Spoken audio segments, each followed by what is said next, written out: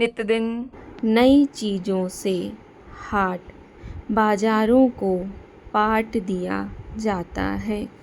व्यापक स्तर पर कई चीज़ों की दस्तक प्रदर्शन से हमारा मन उलझन में फंसकर भ्रमित हो जाता है। परिणाम जो भी मनुष्य के पास होता है वह उसे पुराना प्रतीत होने लगता है। नए वर्जन का मोबाइल बाजार में आते ही व्यक्ति को अपना मोबाइल हैंडसेट पुराना ही नहीं अपितु व्यर्थ लगने लगता है। चप्पल परिधान आदि के साथ भी ऐसा ही भाव सताने लगता है। हर व्यक्ति की अपने इन भावों को परिपूर्ण करने की आर्थिक स्थिति नहीं होती।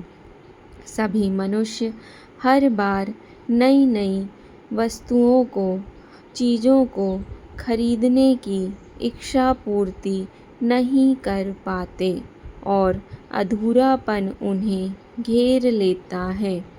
इन कारणों से कई लोगों के घरों में कहासुनी की स्थितियां बन जाती हैं। इंसान इच्छा पूर्ति के न होने पर तोड़फोड़ के रूप में अपनी निराशा व्यक्त कर बैठते हैं। कुछ मामलों में गलत मार्ग पर चले जाते हैं। सिद्ध पुरुष व समदर्शी व्यक्तियों का ऐसे पलों में व्यवहार हम मनुष्यों का मार्गदर्शन करता है। बात अगस्त 1977 की है। स्वामी प्रमुख महाराज के आँखों में नंबर में बदलाव हुआ। डॉक्टर ने नए चश्मे की ज़रूरत बताई। महाराज ने सहजता से कहा कि नए नंबर के कांच को पुरानी फ्रेम में फिट कर दीजिए। सभी हरिभक्त डॉक्टर भौंचक रह गए। हरिभक्त ने आग्रह के साथ कहा कि फ्रेम पुराना हो गया है, बदलने की इजाज़त दीजिए ना। प्रमुख स्वामी बोले, देखना कांच से है या चश्मे के फ्रेम से। अनुरोध करने वाले अनुत्तरित थे।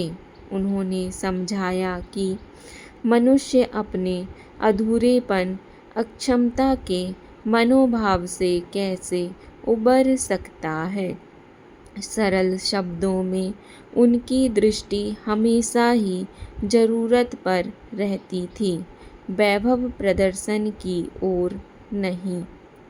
महान दार्शनिक हेनरी डेविड थोरो ने भी कहा है कि नए परिधानों को पाने की चाह को पूरा करने के लिए ज़्यादा उधेड़-बुन में ना पड़ो।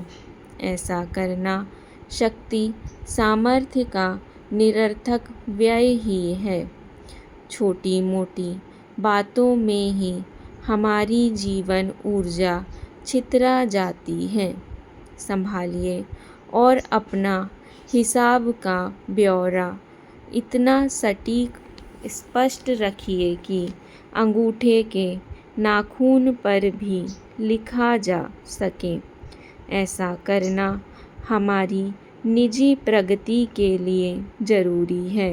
सीधे ही गणित लगा सकते हैं कि 10 किलो वजन लेकर दौड़ने वाले की तुलना में उस व्यक्ति की गति ज़्यादा होगी जो बिना किसी भार के दौड़ रहा है।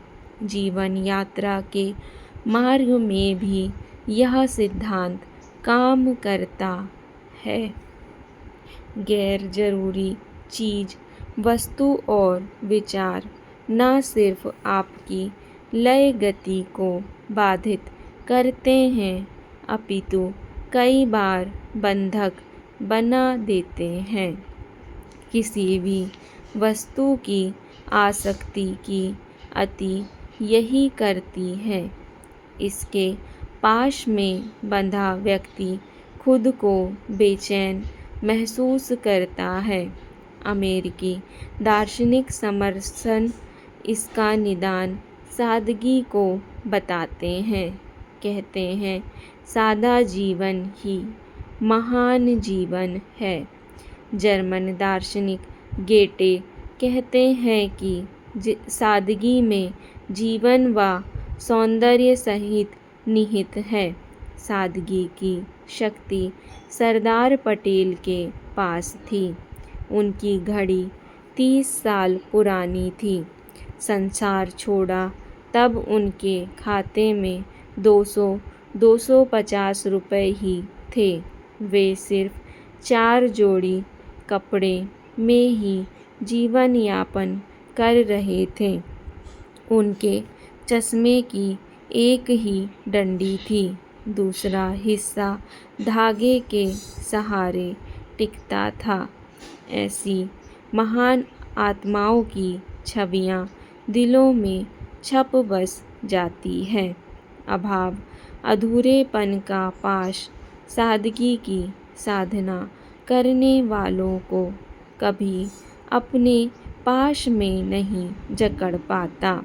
हम भी सादगी की साधना की राह अपनाकर जीवन में शांति संतोष का प्रकटन कर सकते हैं।